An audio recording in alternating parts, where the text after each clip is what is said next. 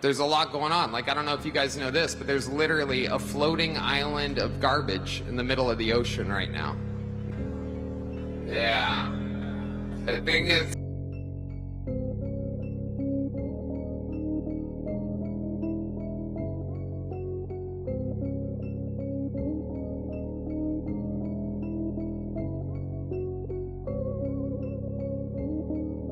Hold up. Wait a minute. Something ain't right. Hey YouTube, it's Will. Got a lot of stuff up and running for you guys today. Hopefully you guys enjoy it. So in the previous clip you guys saw our disgraced, if you want to call him comedian Tony, whatever his name is, embarrassing himself and a lot of people using inappropriate jokes.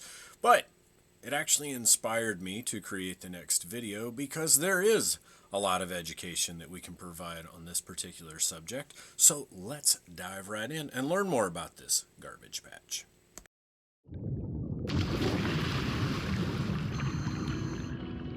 When I was 16 years old, I went diving and I was hoping to see all these beautiful reefs and fish. I looked around me and I just saw more plastic bags than fish. And this was so shocking and disappointed that I asked myself the question, why can't we just clean this up?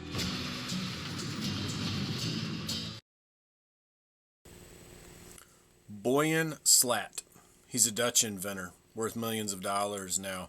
He was a 16-year-old kid, and he looked at that problem and said, as so many intelligent children look out there and see problems in our world, why don't we just fix it? And he began a campaign to fix the problems that he saw.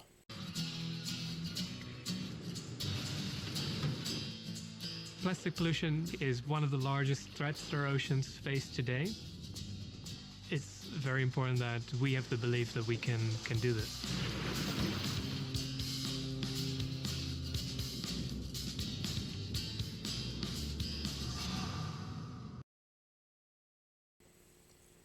Did you see it? To steal a quote from Nuke's Top 5. Do you see that little symbol of hope right behind the boat there in the background?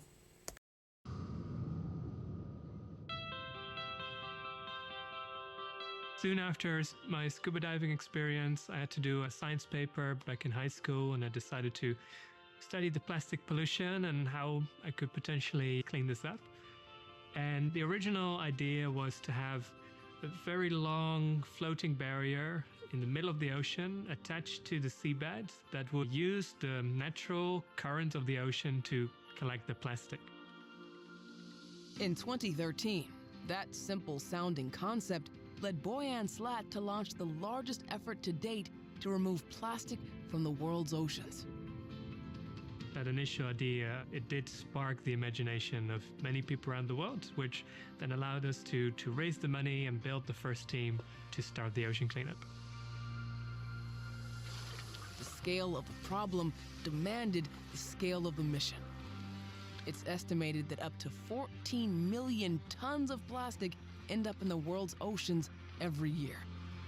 So Boyan jumped into the deep end, crowdfunding over $2 million and targeting an area called the Great Pacific Garbage Patch. It's the largest concentration of plastic trash on the planet.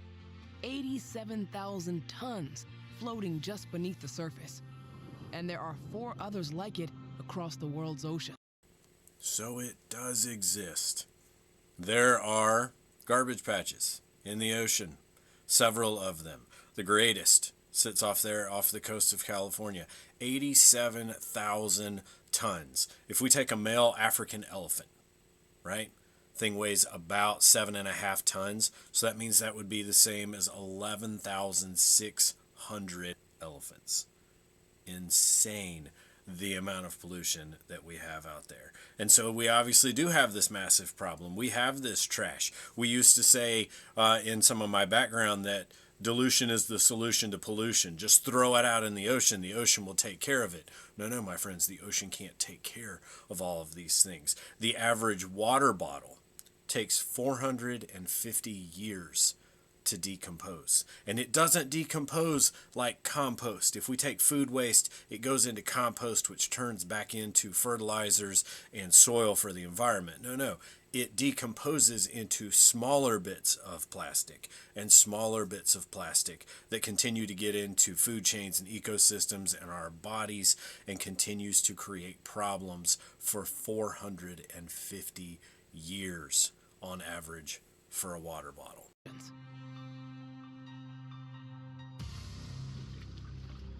This plastic is super persistent.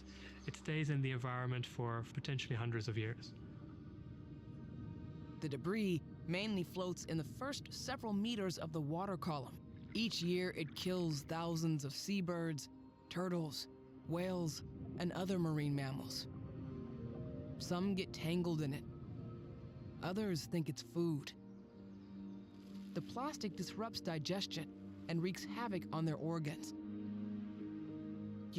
So, let's say you don't care, right? Who cares if some animals out there in the ocean die? It doesn't really matter. There's a lot of animals in the ocean. Who cares? We're fine. We'll find other food sources, right? If we're thinking about it from a human system perspective. Well, if you think about organisms within an ecosystem, think about it like all the different parts of an airplane, right? If the pilot comes up and tells you, we're going to remove one piece of that airplane at random, will you still get on the flight with us? Yeah, sure, it's one piece, right? It's one animal that went extinct, right? Now let's take away 5 pieces from the airplane. Do you still get on it and take that flight? Now let's take away 10 pieces from that airplane. Do you still get on it and take that flight? That is the same way that species work in an ecosystem. We might be able to remove 1 or 2 or 5. But once we start getting up to 10 to 15 to 20, we start taking away all of those relationships. They start to break down. We start to lose those ecosystem services where all of those organisms are providing things to the planet and to humans, whether we think about it or not, tangibly or intangibly. All these things are connected. So at some point, if we keep losing these different species, we're losing valuable resources that we maybe don't even know we lost. Did we lose a species that was the cure for cancer? Horseshoe crabs. They're doing a lot with their blood in the medical field to make sure that a lot of our systems maintain purity. They're able to do that because of the horseshoe crab, which, by the way, is in trouble due to its breeding systems and its egg-laying systems. So we need to save these species so that they can provide future opportunities to protect us and mitigate problems as we move forward. Let's keep going. Humans are affected too. This plastic is breaking down into smaller and smaller pieces, which then gets into the food chain, which includes the 3 billion people that rely on seafood as their primary source of protein. Microplastics build up with each step up the food chain, getting into the tissue of the seafood we eat. And they're also found in things like tap water, beer, and salt. I'm going to show you guys. There we go. So check this out. Detection of microplastics, polymers, and additives in edible swordfish and bluefin tuna. So if you think about, these are species that would be up the food chain, right?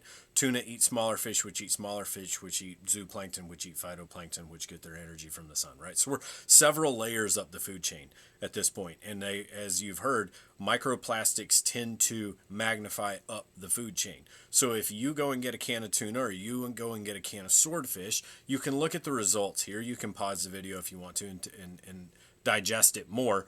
No pun intended. But what you're seeing is that as we continue to eat these predatory fish, we're exposing our own bodies to more and more of these plastic polymer type products, and those do tend to leach into our bodies. They do interrupt our endocrine system. That's your hormones, right? That's all the regulating pathways in your body that allow you to lose weight, go through fertility, physical and neurological development. Everything is handled through your endocrine system. So having any of those disruptors that you bring into your diet has a potential of damaging you in the long term. The chemicals can damage the endocrine system and lead to reproductive, immune, and neurological disorders for both humans and wildlife. there are people out there that want to see the ocean to be cleaned as much as we want to see the ocean to be clean. The support we've received from our funders, social media followers, governments, companies has been really quite humbling, and this gives me a lot of hope. So I'll stop the video there. Gives him a lot of hope. Gives me a lot of hope. That was a kid. That was a 16-year-old kid who looked at a problem out there in the environment and said, why don't we try to fix it? And look at what he's been able to do. That's just one example. And this is just part of the documentary. It goes on for another 15 minutes or so. If you guys ever want me to do a deep dive into the entire video, I'm happy to do it. Just let me know in the comments below. I'll go ahead and stop. I'll post the links to these videos. I've got one more to show you guys before I wrap it up. I'll post that stuff in the description below so you guys can follow these incredible organizations and these incredible people. But I'll skip on to, there's one more group that I wanted to show you guys while I have you for a moment. It's this group, 4Ocean. Hi, I'm Alex Schultz. Yep, that's me. A few years ago, my friend and I took a surf trip to Bali, Indonesia, and we saw firsthand just how bad the world's plastic pollution crisis really is. We made it our mission to solve this problem, and we immediately started cleaning the ocean by ourselves. In 2017, we started 4Ocean as a public benefit corporation and certified B Corp dedicated to ending the ocean plastic crisis. We've become one of the world's largest ocean cleanup companies, employing captains and crews 7 days a week to clean our oceans, rivers, and coastlines. All right, he just threw out a whole bunch of words there, so let me stop because there's actually some really neat things that he spit out there. So they are running a non-profit tied to the environment and stewardship. So not only are they creating a profit that can go back into the community, that can go back to their employees, of which they have over 300 across the U.S., across Indonesia, across parts of Haiti. They're able to bring on these crews, provide these people with jobs so that they can take that money, put food on their kids' plates at night, keep the lights on, and balance that with environmental stewardship and making a difference out there, right? So they're able to do that. They're able to provide jobs while maintaining the economy and helping protect the environment. We have operations all around the world and have recovered millions of pounds of trash from the ocean. Today, more than ever, we need you to join the Clean Ocean movement. Most of the funding of our ocean cleanup efforts comes from the sale of our bracelets. The 4Ocean bracelet is made by local artisans from recycled materials. Every bracelet purchase funds the removal of 1 pound of trash from the ocean. So visit 4ocean.com and pull your pound today. So not only are they helping remove the problem, right? At this point, at this rate, I think it said since 2017, they have removed 40 million pounds of trash from the ocean, right? And that was started by 2 surfers. They were on a mission. 2 surfers were on a mission to help clean up the oceans. So think about that. Through just this little brief video clips that I put together for you guys, that was 3 people. 3 people, and a huge difference they've been able to make for removing pollution from the ocean, from being able to employ hundreds and hundreds of people, from being able to create global relationships and contacts, for trying to help fix this one ocean that we have to be able to support ourselves. And just a final thought, I'll wrap this back around to the horrible joke that inspired this video. Thank you, Puerto Rico. Thank you for everything that you do, and I'm sorry for everything that may come. Puerto Rico has brought us so much culture, so much diversity. J-Lo, Bad Bunny, Ricky Martin, manufacturing, computers, clothing, rum, tuna. Puerto Rico has so much to offer, honestly. So thank you guys so much. This is more of the type of content that I would want to do. A little bit longer form, a little bit more documentary style. I have a background in environmental science, so certainly we'll be talking a lot about the environment, about natural ecosystems, about climate change. So there'll be a little bit of a political slant because obviously there's an attack on climate change in science right now, especially in the media. So This is the stuff that I hope to do more of for you guys. So please like, share, subscribe, add comments. I've loved the love and support that I've seen so far. It's really inspired me to keep this thing going. So thank you guys so much. Hopefully this OBS system and all this video editing software is starting to get up and on its feet. So I'll make improvements. If there's any feedback you guys can give me, if there's stuff you can see on your end or on your system, I'd love to hear about it so I can make improvements as I go. Until next time, thank you guys. Más Bye. allá del cielo y no pa'lante, un fuego adentro que nadie apaga. Forjado en la lucha de acero soy el yo y el patrón de mi vida, el arquitecto de mi caos. La vida es un ring dura y sin cuartel, doblando se cae lo duro va pa'l frente. Levántate, sacúdete el polvo y sigue pa'lante. La victoria es tuya, solo depende de tu plante.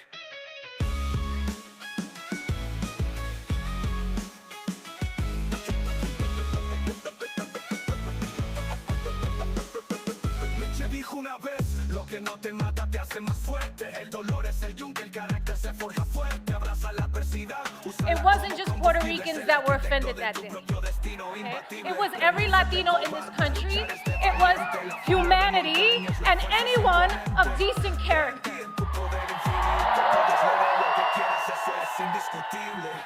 I am an American woman. I am the daughter of Guadalupe Rodriguez and David Lopez, a proud daughter and son of Puerto Rico.